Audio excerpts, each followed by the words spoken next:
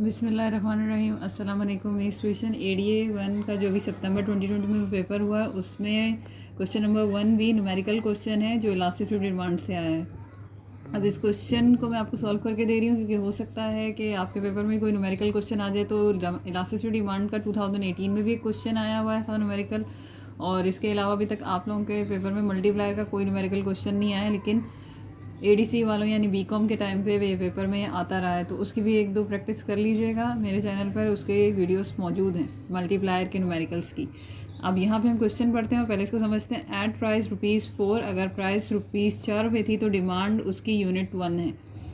If price falls, अगर price गिर जाती है तो ₹2 पर यूनिट डिमांड, तो जो उसकी अगर प्राइस ₹2 तक गिर जाती है तो डिमांड उसकी बढ़ जाती है 4 यूनिट। Find elasticity demand.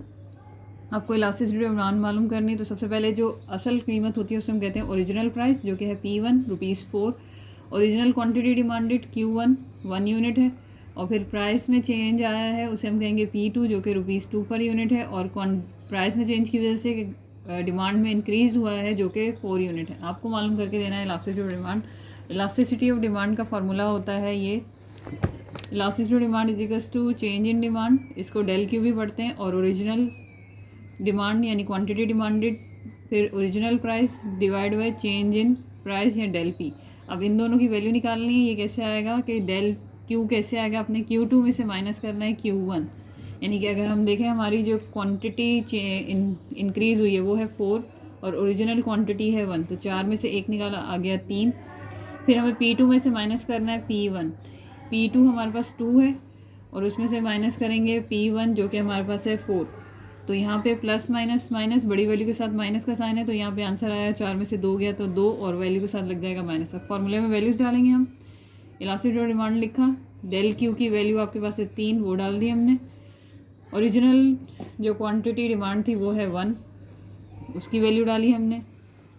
फिर हमारे पास ओरिजिनल प्राइस थी 4, वो लिखी हमने, और चेंज इन प्राइस हमारे पास है -2। अब यहाँ से हमने काटा 2 1 ज़ा 2, 2 2 ज़ा 4। अब ये 1 से 1 मल्टीप्लाई हुआ 1 आ गया, लेकिन माइनस साइन साथ में लिखेंगे, और 3 2 से मल्टीप्लाई हुआ तो 3 2 ज़ा 6। आप यहाँ से यहाँ काट सकते हैं, यहाँ से यहाँ काट सकते हैं, इसको इससे काट सकते हैं, इसको इससे काट सकते हैं, लेकिन एक वक्त में दो वैल्यूज़ कटेंगी सेम टेबल से।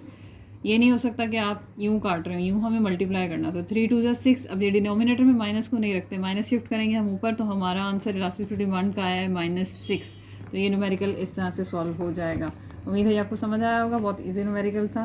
मेरे चैनल को सब्सक्राइब करें, मेरे वीडियोस को लाइक करें। अल्लाह आप सबको कामयाब करें। अल्लाह नासिर।